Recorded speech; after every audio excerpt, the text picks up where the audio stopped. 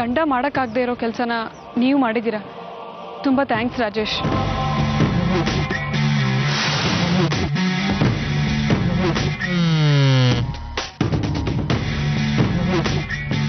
ಇರ್ಲಿ ಬಿಡಿ ಮೇಡಮ್, ನಿಮ್ಮಿಂದ ನನಗೊಂದು ಹೆಲ್ಪ್ ಆಗಬೇಕಿತ್ತು.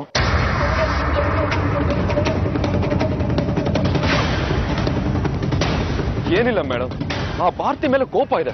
ಅವಳು ನನಗೆ ಮೋಸ ಮಾಡಿದಾಳೆ. ಮೊದಲು ನಾನು ರಾಜನ್ ತರ ಮೆರಿತಿದ್ದೆ. ಅವರಪ್ಪ ನನ್ನ ಹತ್ರ ಇರೋ ದುಡ್ಡನ್ನೆಲ್ಲ ಕಿತ್ಕೊಂಡು ಬೀದಿಗೆ ಬರೋ ತರ ಮಾಡ್ದ. ಅದನ್ನ ಕೇಳಕ್ ಹೋದ್ರೆ ಪೊಲೀಸ್ ಕಂಪ್ಲೇಂಟ್ ಕೊಟ್ಟು ಕತ್ಕೂರ ತರ ಮಾಡಿದ್ದಾನೆ ಮೇಡಮ್. ನೀವೇ ಹೇಳಿ ಮೇಡಮ್, ನೀವೇ ಹೇಳಿ, ನಾ ಸುಮ್ಮನೆ ಬಿಡ್ಬೇಕು ಅವ್ರನ್ನ? ಹೇಳಿ ಮೇಡಮ್. ಮೇಡಮ್, ಆ ಭಾರತಿನ ಎಲ್ರು ತಲೆ ಮೇಲೆ ಎತ್ತಿ ತಿರುಗಾಡ್ತಾರೆ ಮೇಡಮ್. ಅದಕ್ಕೆ ಅವಳು ಕೊಬ್ಬು ಜಾಸ್ತಿ ಆಗಿರೋದು. ಹೀಗೆ ಬಿಟ್ರೆ ನೀವು ಆ ಮನೇಲಿ ಡಮ್ಮಿ ಪೀಸ್ ಆಗಿ ಹೋಗ್ತೀರಾ. ನೀವು ನಿಮ್ ಮಗನು ಯಾವ್ದೋ ಮೂಲೆಯಲ್ಲಿ ಇರ್ಬೇಕಾಗುತ್ತೆ.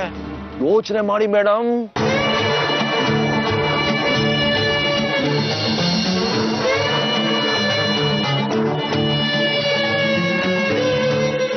ಅದಕ್ಕೆ ನಾನು ಏನ್ ಮಾಡ್ಬೇಕು?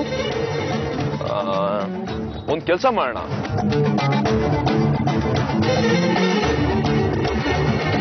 ದಾರಿಲಿ ಮಾತಾಡೋದು ಬೇಡ. ನಿಮ್ ಫೋನ್ ನಂಬರ್ ನನ್ನ ಹತ್ರ ಇದೆ. ನಾನು ಫೋನ್ ಮಾಡ್ತೀನಿ. ಬೇರೆ ಎಲ್ಲಾದ್ರೂ ಮೀಟ್ ಮಾಡೋಣ. ಅಲ್ಲ, ನನ್ನ ಫೋನ್ ನಂಬರ್ ನಿಮ್ಗೆ ಹೇಗೆ ಸಿಕ್ತು? ಅಯ್ಯೋ, ಅದು ಅದು ಹೇಗೋ ಇದೆ. ನೀವು ಟೆನ್ಷನ್ ಮಾಡ್ಕೋಬೇಡಿ. ನನ್ನನ್ನ ನಿಮ್ ಫ್ರೆಂಡ್ ಅನ್ಕೊಳ್ಳಿ. ನಿಮ್ ಪಾಲಿಗೆ ಸಹಾಯ ಮಾಡಕ್ ಬಂದಿರೋ ಒಳ್ಳೆ ಸ್ನೇಹಿತ ಅನ್ಕೊಳ್ಳಿ. ಓಕೆನಾ? ಓಕೆ ಮೇಡಮ್, ಬಾಯ್. ಸಾರಿ.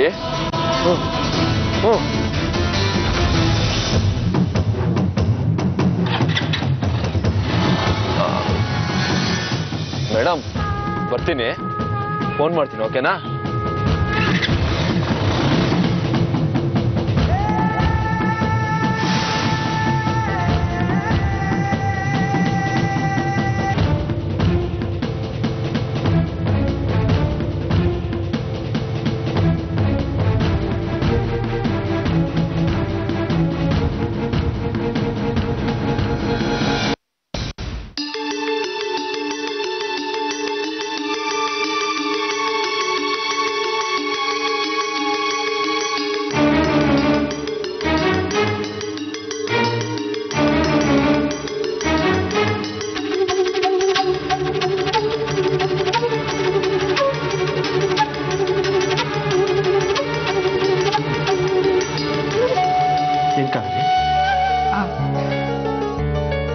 ಭಾರತಿ ತುಂಬಾ ನೊಂದ್ಕೊಂಡಿದ್ದಾಳೆ ರೀ. ಸಿಕ್ಕಾಪಟ್ಟೆ ಹತ್ಕೊಂಡು ನನ್ನ ಹತ್ರ ಹೇಳ್ಕೊಂಡ್ರು. ಅವಳನ್ನ ನೋಡಿದ್ರೆ ನಂಗೆ ತುಂಬಾ ನೋವಾಗುತ್ತೆ. ಭಾರತಿ ನೋವಿಸಿದಷ್ಟು ನಮ್ಮ ಮನೆ ಸಂಕಟ ಹೆಚ್ಚಾಗುತ್ತೆ ಕಾವೇರಿ. ಅವಳ ಮನಸ್ಸೇ ಅಂಥದ್ದು. ಆದರೂ ಭರತ ಅವಳನ್ನು ಗೋಳು ಹುಯ್ಕೊಳ್ತಾ ಇರೋದು ನನಗೆ ಇಷ್ಟ ಆಗ್ತಾ ಇಲ್ಲ. ರೇಣುಕನೂ ಅಷ್ಟೇ.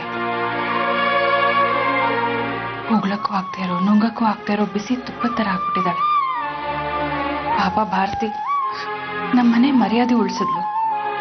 ಈಗ ಈ ಮನೇಲಿ ಅವಳಿಗೆ ಮರ್ಯಾದೆ ಇಲ್ಲದೆ ಇರೋ ಥರ ಆಗ್ಬಿಟ್ಟಿದೆ. ಅವರಿಬ್ಬರನ್ನ ನೋಡ್ತಾ ಇದ್ರೆ ನನಗೆ ತುಂಬಾ ನೋವಾಗುತ್ತೆ. ಏನ್ ಮಾಡ್ಬೇಕು ಅಂತಾನೆ ತೋಚೋದಿಲ್ಲ. ನೀವೇ ಸುಮ್ಮನಾದ್ರೆ ಹೇಗ್ರಿ? ಏನಾದ್ರೂ ಹೇಳ್ಬೇಕಲ್ವಾ? ನನ್ಗಂತೂ ಆ ರೇಣುಕನ ಸೊಸೆಯಾಗಿ ಒಪ್ಕೊಳ್ಳೋದಕ್ಕೆ ಮನ್ಸು ಒಪ್ತಾ ಇಲ್ಲ.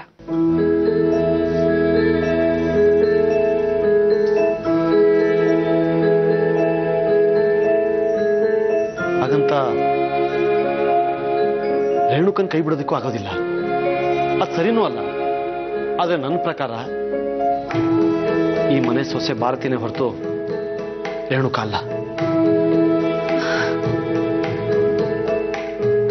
ಹೌದು ಕಾವೇರಿ, ನೂರಾರು ಜನದ ಎದುರುಗಡೆ ಅಗ್ನಿ ಸಾಕ್ಷಿಯಾಗಿ ಕೈ ಹಿಡಿದು ಈ ಮನೆ ಹೊಸಲು ದಾಟ್ ಬಂದಿರಲ್ಲ ಭಾರತಿ. ಈಗ ದಿಢೀರಂತ ಸುಕನ್ಯಾನೇ ಹೇಳ್ತಿ ಈ ಮನೆ ಸೊಸೆ ಅಂದ್ರೆ ಒಪ್ಕೊಳಕ್ ಆಗಲ್ಲ.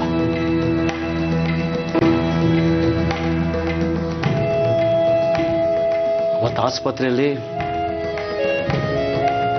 ಆ ಸಮಯದಲ್ಲಿ ಮೌನವಾಗಿದ್ವು.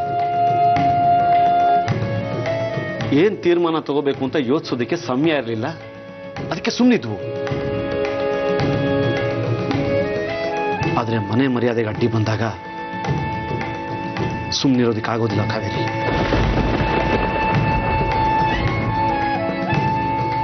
ನಾವೊಂಥರ ಇಕ್ಕಟ್ಟಲ್ಲಿ ಸಿಕ್ಕಾಕೊಂಡ್ಬಿಟ್ಟಿದೀವಿ ಅನ್ಸ್ತಿದೆ ರೀ. ಏನಾದ್ರೂ ನಿರ್ಧಾರ ತಗೊಳ್ಳೇಬೇಕಲ್ಲ ಕಾವೇರಿ. ಎಷ್ಟು ದಿನ ಅಂತ ಹೀಗೆ ನಡೆಯುತ್ತೆ ಹೇಳು? ಅವತ್ತು ಭರತನ್ ಮದ್ವೆ ನಿಂತಾಗ ನಾವು ತಪ್ಪು ಮಾಡ್ಬಿಟ್ವಿ.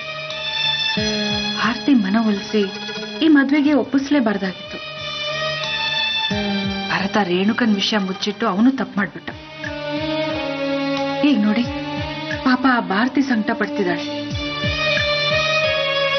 ನೋಡೋಣ ಇನ್ನು ಈ ಮನೇಲಿ ಏನೇನು ನಡೆಯೋದಿದೆಯೋ ಏನೋ.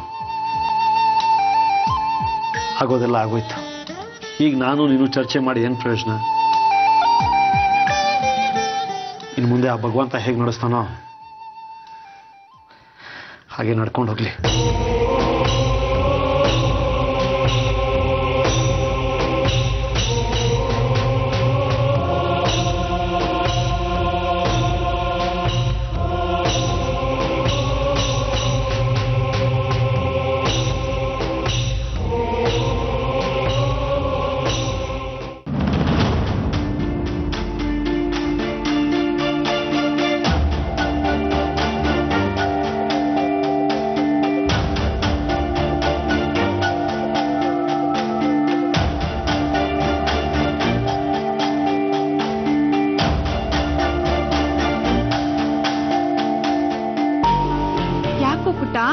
ಒಬ್ನೇ ನಿಂತಿದ್ಯಾ? ಅಳ್ಬಾರ್ದು. ಬಿಸ್ಕೆಟ್ ತಿಂತೀಯಾ? ಚಾಕ್ಲೇಟ್ ಬೇಕಾ? ಸರಿ, ನಾನು ಚಾಕ್ಲೇಟ್ ಕೊಡ್ತೀನಿ, ನೀನು ಅಳ್ಬಾರ್ದು, ಆಯ್ತಾ?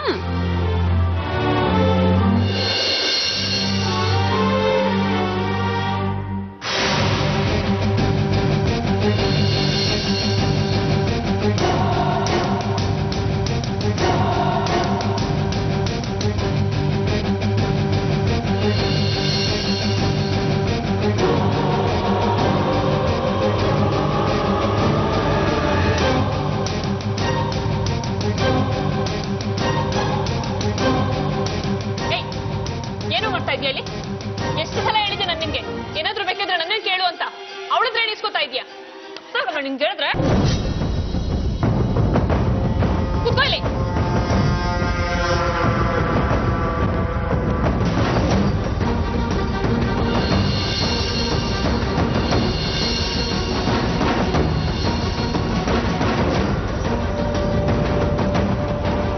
ಇನ್ಮೇಲೆ ಯಾರಾದ್ರೂ ಏನಾದ್ರೂ ಕೊಟ್ರೆ ಈಸ್ಕೊಂಬೇಡ. ಅದನ್ನ ತಿಂದು ನಿನ್ನ ಆರೋಗ್ಯ ಹಾಳಾದ್ರೆ ನಾನೇ ನೋಡ್ಕೋಬೇಕು. ನಿನ್ನ ನೋಡ್ಕೊಳಕ್ಕೆ ಆಮೇಲೆ ಯಾರು ಬರಲ್ಲ, ಗೊತ್ತಾಯ್ತಾ?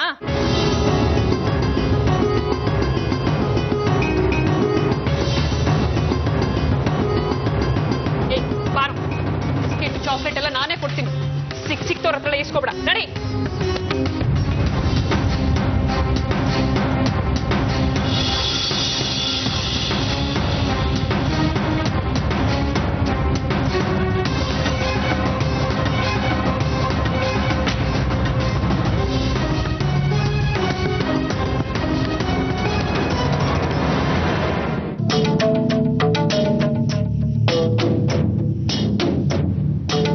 ರೇಣುಕಾ, ಬಾಮ ಇಲ್ಲಿ. ಹೇಳಿಮ್ಮ. ಯಾಕೋ ನಿನ್ ವರ್ತನೆ ನನ್ಗಷ್ಟು ಇಷ್ಟ ಆಗ್ತಿಲ್ಲಮ್ಮ.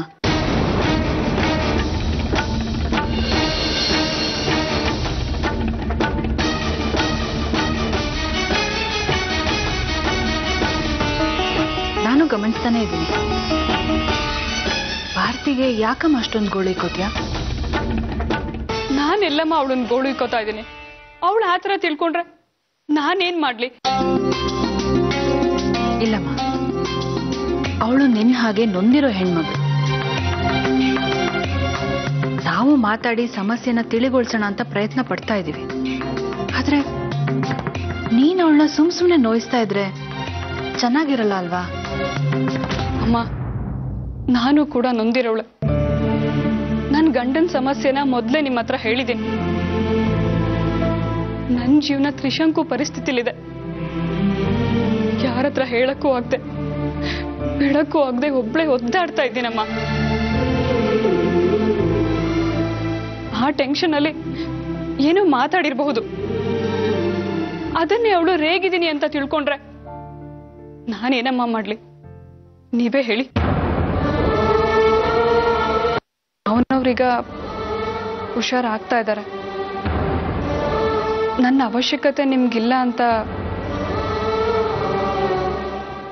ನನ್ಗನ್ನಿಸ್ತಿದೆ. ರೇಣುಕಾ, ನಾನು ಹಾಗಲ್ಲಮ್ಮ ಹೇಳಿದ್ದು. ಭಾರತಿ ಜೊತೆಗೆ ಸಮಾಧಾನದಿಂದ ನಡ್ಕೋ ಅಂತ ಹೇಳಿದ್ದು. ನಾವೆಲ್ಲರೂ ಒಪ್ಪಿ ಅವಳಿ ಮನೆಗೆ ಸೊಸೆಯಾಗಿ ಬಂದಿದ್ದಾಳೆ. ಅವಳ ಮನ್ಸಿಗೆ ನೋವಾದ್ರೆ ನನಗೂ ನೋವಾಗುತ್ತೆ ರೇಣುಕಾ.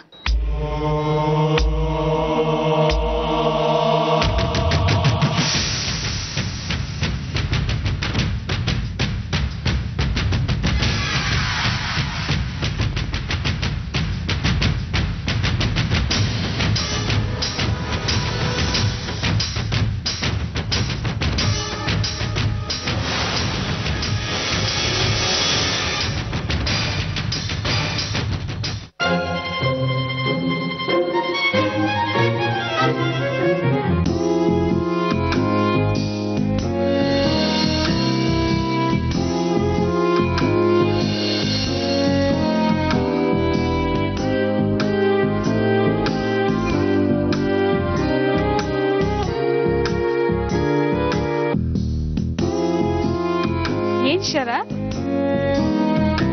ಮೊಬೈಲ್ ನೋಡ್ತಾ ಏನೋ ಯೋಚನೆ ಮಾಡ್ತಾ ಇದೀಯಾ? ಏನ್ ವಿಷಯ? ಏನಿಲ್ಲ, ಅದಕ್ಕೆ ನನ್ನ ಫ್ರೆಂಡು ವಾಟ್ಸಪ್ ಅಲ್ಲಿ ವಿಡಿಯೋ ಕಳ್ಸಿದ್ದ, ಅದನ್ನ ನೋಡ್ತಾ ಇದ್ದೆ ಅಷ್ಟೇ. ಅಷ್ಟೊಂದು ಇನ್ವಾಲ್ವ್ ಆಗಿ ನೋಡ್ತಾ ಇದ್ದೆ? ಏನದು ನನ್ಗೂ ತೋರ್ಸು. ಬೇಡ, ಅದಕ್ಕೆ ಇದು ನಾನ್ ನೋಡೋ ವಿಡಿಯೋ, ನೀವು ನೋಡೋಂಥದ್ದಲ್ಲ. ಸರಿ, ಮೊಬೈಲ್ ಬಳಸೋದಕ್ಕೂ ಮಿತಿ ಇರ್ಲಿ. ನೀನ್ ಇನ್ನೂ ಸಾಧಿಸೋದು ತುಂಬಾ ಇದೆ. ಮೊಬೈಲ್ನ ಒಳ್ಳೇದಕ್ಕೆ ಮಾತ್ರ ಬಳಸ್ಬೇಕು. ಈ ರೀತಿ ಎಲ್ಲ ಟೈಮ್ ವೇಸ್ಟ್ ಮಾಡಬೇಡ, ಅರ್ಥ ಆಯ್ತಾ? ಅದಕ್ಕೆ ಒಂದ್ ನಿಮಿಷ.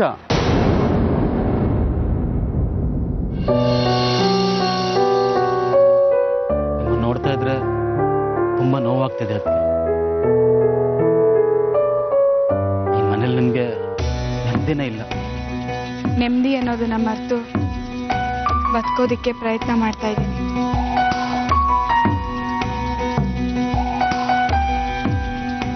ಯಾಕೆ ಶರ ಇವಾಗ ಈ ರೀತಿ ಪ್ರಶ್ನೆ ಮಾಡ್ತಿದ್ಯಾ? ಏನೂ ಇಲ್ಲ, ಅದಕ್ಕೆ ಸುಮ್ಮನೆ ಕೇಳಿದೆ. ಮನೇಲಿ ಆಗಾಗೋ ಬದಲಾವಣೆಗಳು, ಚರ್ಚೆಗಳು, ಒಬ್ಬೊಬ್ರದ್ದು ಒಂಥರ ವಿಚಿತ್ರ ಮನಸ್ಸುಗಳು. ಯಾಕೋ ಸರಿ ಇಲ್ಲ ಅನ್ನಿಸ್ತಾ ಇದೆ. ಅದಕ್ಕೆ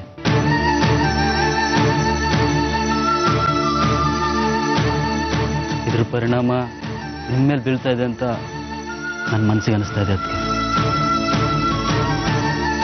ಇದೆಲ್ಲ ಸರಿ ಹೋಗ್ಬೇಕದಕ್ಕೆ. ಇದನ್ನೆಲ್ಲ ಸರಿ ಮಾಡೋದಕ್ಕೆ ನನ್ನಿಂದ ಆಗುತ್ತಾ ಅಂತ ನಾನು ಟ್ರೈ ಮಾಡ್ತೀನಿ. ಅದಕ್ಕೆ ದೊಡ್ಡವರಿಂದ ಸರಿ ಮಾಡಕ್ಕಾಗದೆ ಇರೋದು ನೀನ್ ಸರಿ ಮಾಡ್ತೀಯಾ? ಅದಕ್ಕೆ ಎಷ್ಟೋ ಸರಿ ದೊಡ್ಡವ್ರು ಮಾಡಿರೋ ತಪ್ಪುಗಳನ್ನ ಸಣ್ಣವ್ರು ಸರಿ ಮಾಡಿರೋ ಉದಾಹರಣೆಗಳು ಎಷ್ಟೋ ಇದೆ.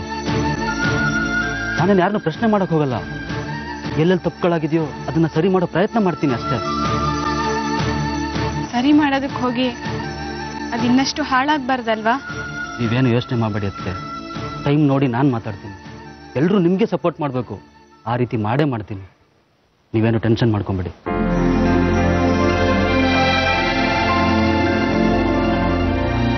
ಥ್ಯಾಂಕ್ಸ್ ಶರ. ಹಾಗೆ ನಿನ್ನಿಂದ ಇನ್ನೊಂದು ಉಪಕಾರ ಆಗ್ಬೇಕು. ನನಗೋಸ್ಕರ ನೀನು ಇದನ್ನ ಮಾಡ್ಲೇಬೇಕು.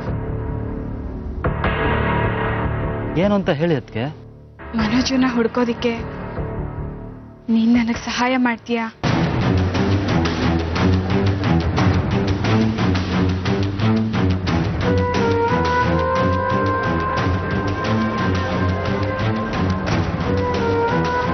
ರಾಜುನ ಹುಡುಕ್ತೀನಿ ಅಂತ ಮಾವನವ್ರಿಗೆ ಮಾತು ಕೊಟ್ಟಿದ್ದೀನಿ. ಕೊಟ್ಟ ಮಾತು ಉಳಿಸ್ಕೊಳ್ಳೇಬೇಕು. ಆದ್ರೆ ಇದು ನನ್ನೊಬ್ಳಿಂದ ಆಗೋ ಕೆಲಸ ಅಲ್ಲ. ಶರತ್, ಈ ವಿಷಯದಲ್ಲಿ ನೀನ್ ನನಗೆ ಸಹಾಯ ಮಾಡ್ತೀಯಾ? ಖಂಡಿತ. ನೀವು ಕೊಟ್ಟಿರೋ ಮಾತನ್ನ ಉಳಿಸ್ಕೊಳ್ಳೋದಕ್ಕೆ ನಾನು ಸಹಾಯ ಮಾಡ್ತೀನಿ.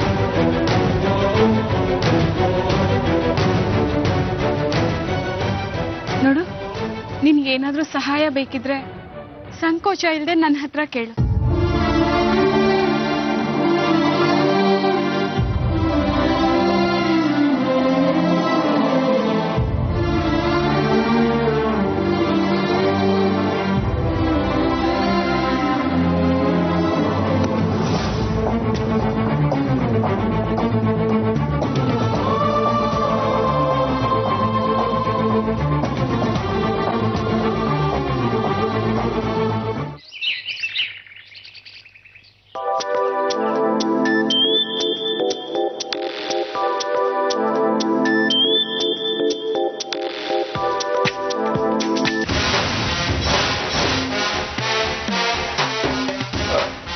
Hello friend.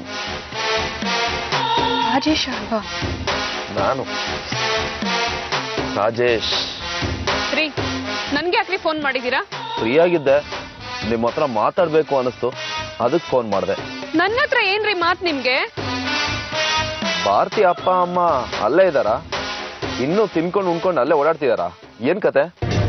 ಅದಕ್ಕೂ ನನಗೂ ಏನ್ ಸಂಬಂಧ? ನನ್ನ ಹತ್ರ ಅದನ್ನೆಲ್ಲ ಯಾಕೆ ಕೇಳ್ಬೇಕು? ನನಗಿರೋ ಮೆಸೇಜ್ ಬಾಕ್ಸು ನೀವೇ ತಾನೆ, ನಿಮ್ಮ ಮುಖಂದ್ರ ತಾನೆ ನಾನೆಲ್ಲ ತಿಳ್ಕೋಬೇಕು. ಅವತ್ತೇ ಹೇಳಿದ್ನಲ್ಲ, ನೀವು ನನಗೆ ಹೆಲ್ಪ್ ಮಾಡಬೇಕು ಅಂತ. ಭಾರತಿ ಅಪ್ಪ ಅಮ್ಮ ಅಕ್ಕ ತಂಗಿ ಯಾರು ಈ ಮನೇಲಿಲ್ಲ. ಅವರು ಬೇರೆ ಮನೆ ಮಾಡ್ಕೊಂಡು ಹೋಗಿದ್ದಾರೆ. ವಾಟ್?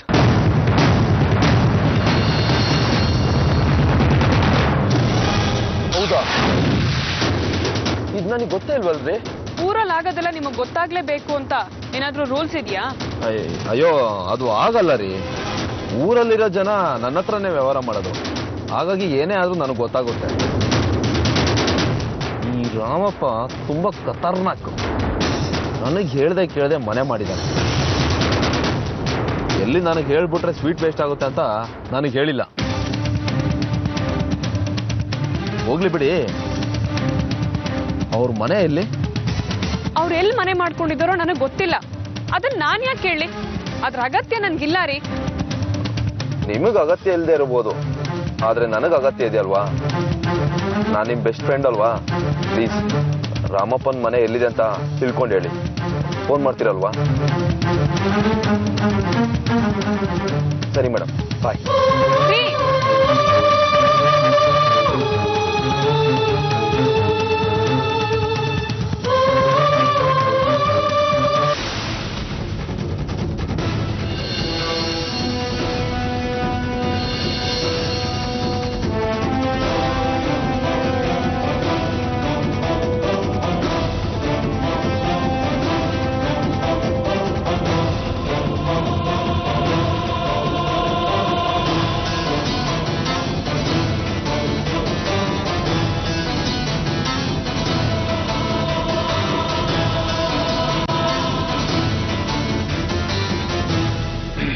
ರೇಣುಕಾ, ನಡಿ ಬೀದರ್ಗೆ ಹೋಗೋಣ. ಹೌದು ರೇಣುಕಾ, ನಮ್ಮ ವಿಚಾರ ಸರಿ ಹೋಗ್ಬೇಕು ಅಂದ್ರೆ ಮೊದಲು ನಿಮ್ಮ ಅಪ್ಪ ಅಮ್ಮನ ಹತ್ರ ಮಾತಾಡ್ಬೇಕು. 1 ವಾರ ರಜಾ ಹಾಕಿದ್ದೀನಿ, ನಡಿ.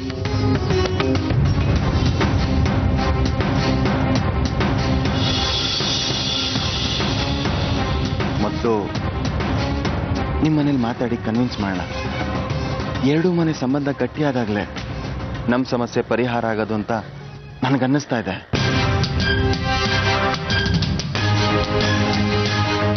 ಆದ್ರೆ ಅದೆಲ್ಲ ಈಗ್ಲೇ ಬೇಡ ರೀ.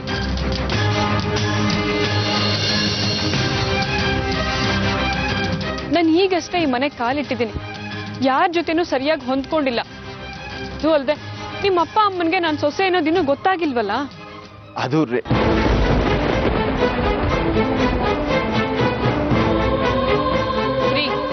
ನಿಮ್ ನಿಮ್ಮ ಅಪ್ಪ ಅಮ್ಮ ಇನ್ನು ಭಾರತಿ ಭಾರತಿ ಅಂತಾನೆ ಕುಣಿತಾ ಇದ್ದಾರೆ.